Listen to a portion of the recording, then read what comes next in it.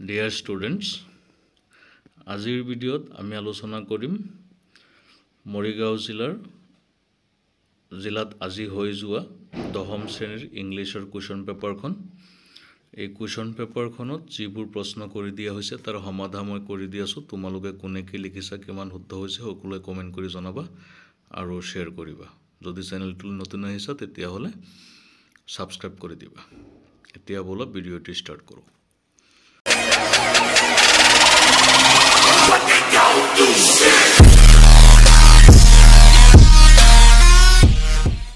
প্ৰথমে দিছে choose the correct answer from the given alternatives.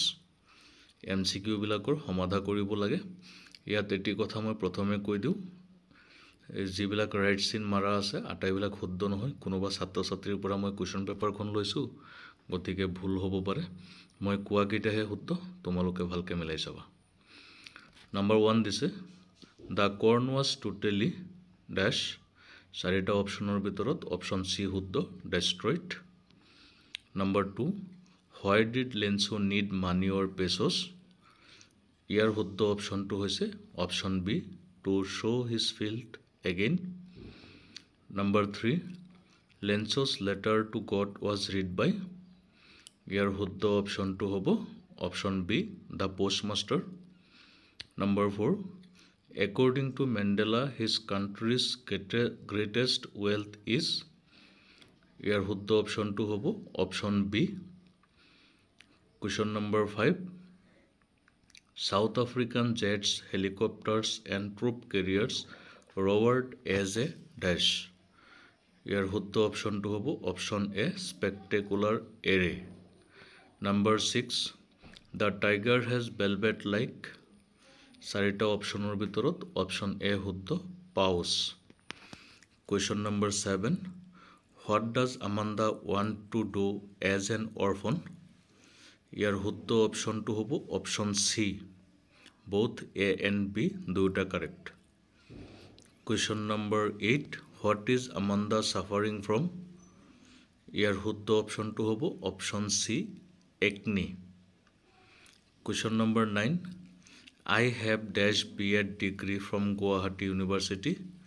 ইয়াৰ শুদ্ধ অপশ্যনটো হ'ব option B, I have a B.Ed degree from Guwahati University. Question number 10 It is time we go home. ইয়াৰ শুদ্ধ অপশ্যনটো হ'ব option B, It is time we went home. তাৰপিছত section বিত দিছে প্ৰজৰ পৰা কিছুমান, তোমালোকে চোৱা। Number 11 Choose the meaning of the underlined words in the following sentences from among the alternatives given in brackets. ব্ৰেকেটত 3টাকৈ শব্দ দিয়া আছে আৰু প্ৰশ্নত এটাকৈ ৱৰ্ডৰ তলত আণ্ডাৰলাইন কৰি দিছে।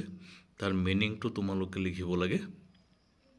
Number 1 the following Sunday at day break. Day ব্ৰেকৰ মিনিংটো হৈছে প্ৰথমটো dawn. Number 2 send me the rest since I need it very much. ইয়াত ৰেষ্টৰ মিনিং লিখিব দিছে। তাৰ শুদ্ধ উত্তৰটো হ'ব ৰিমেইনিং পাৰ্ট।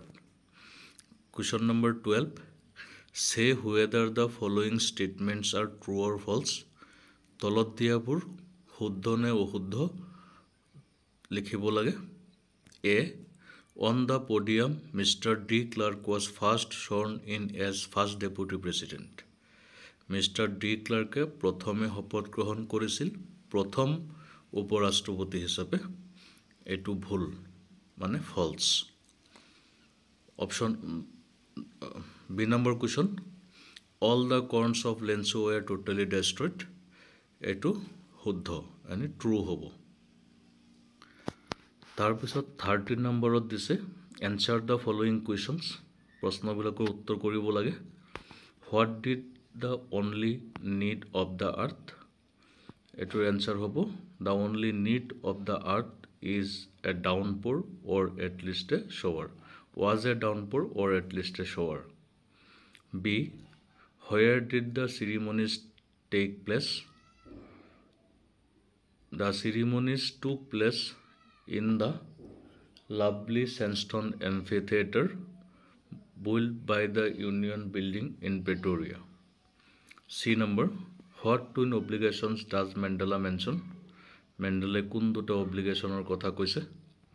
তাৰপিছত 14 number, What did Lenzo write in his first letter to God? 15. What does courage mean to Mandela? Section C দিছে poetry পৰা. Choose from the box given below the words that rhymes with the following. Rhyming word লিখিব লাগে. A tiger in the zoo পৰা আহিছে cage. Cageৰ rhyme হ'ব raise. Care, ইয়াৰ rhyme হ'ব rare. তাৰপিছত 17 দিছে chose the correct meaning of the underlined words from the given brackets. Underline wordৰ meaning লিখিব লাগে ব্ৰেকেটৰ পৰা বিচাৰি. A নম্বৰ দিছে he stucks in his vivid stripes. vividৰ meaning লিখিব লাগে, এইটো হ'ব glaring. B নম্বৰ দিছে hunch your shoulders. এইটোৰ meaning হ'ব raise. তাৰপিছত question number 18, say whether the following statements are true or false. সঁচা নে মিছা লিখিব লাগে. A, Amanda likes to have chocolate. এইটো true হ'ব. B, the tiger stalks in the jungle. এইটো false. তাৰপিছত question দিছে how old is Amanda? 20 number, what animal is the tiger going to prey? 21 number, one pets of velvet quiet in his quiet rage. Why does the tiger express his rage quietly? 22, why should the tiger be lurking near the water hole? Section D, grammar section দিছে. ইয়াত কেইটামান question দিছে চোৱা. Fill in the blanks with correct determiners from the options given in brackets. শুদ্ধ determiners লিখিব লাগে. A, he has dash patience. এইটো হ'ব little patience. B, dash of the boys was rewarded. এইটো হ'ব each of the boys. C, yesterday I met dash European lady. এইটো হ'ব a European lady. D, he gave away dash money he had to the beggar. এইটো হ'ব the little. Question number 24, use correct tense form of the verbs given in the brackets. Tense শুদ্ধ কৰিব লাগে. Option A, he stay here until you return.